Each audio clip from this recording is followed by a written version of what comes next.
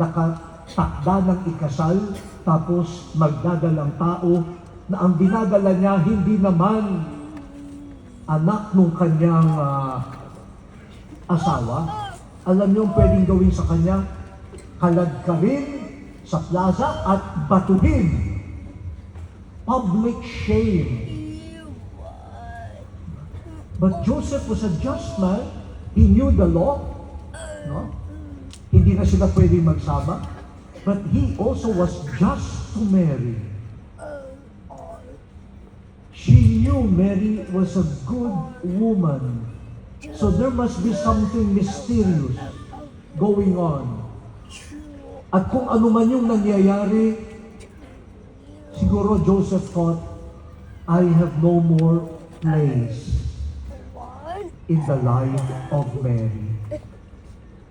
So I will separate from her quietly. Napakabait, ano? Pero nakatulog siya at sa pagtulog niya, dumalaw ulit ang anghel. At sinabi ng anghel kay Jose, huwag kang matakot na kunin si Maria bilang iyong asawa. Dahil ang kanyang ipinaglilihi ay dala ng Espiritu Santo.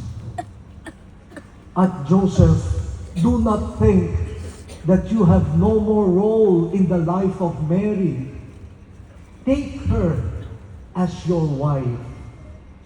At dahil magiging asawa mo si Maria, magiging ama ka ng kanyang anak. You take Mary as your wife and assume the responsibility of the father of Mary's child and give him the name Jesus. Anong kahulugan ng pangalang Jesus? God saves. Meron ba dito ang apelyido ay De Jesus? Ayun. Ganda ng pangalan niyo. God saves. Nagliligtas ang Diyos. Meron ba ditong ang pangalan ay Jess? Wala. Hindi na uso ngayon. Ano? Jesusa. Ayun, huwag niyong sayangin yung pangalan niyo, ha? God saves. Kaya hindi ka dapat basagulero. Hindi ka dapat basagulera. Dapat nagliligtas ka.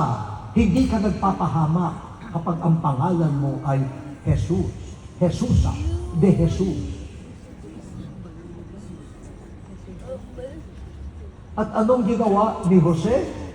After getting the visit of the angel and the truth about the pregnancy of Mary, he woke up and took Mary as his wife. Pagkatapos makinig, pagkagising, gawa agad. Pagkagising, hindi na yung nag-unat-unat pa. Ay, ang aga pa pala. 30 minutes pa, mamaya lalong hindi magigising. Pag nakarinig sa salita ng Diyos, tayo, gawa. Listening to the Word of God, acting on it at once. That was the preparation of Joseph. The preparation of a heart of faith. He was a man of faith and justice. So that was his preparation. So when the angel revealed to him God's plan, he listened, obeyed, acted on it. Yan po ang preparation for the coming of the Lord. That is the preparation of the unprepared. Wala ka pang nabalot na regalo, ayaan mo yan.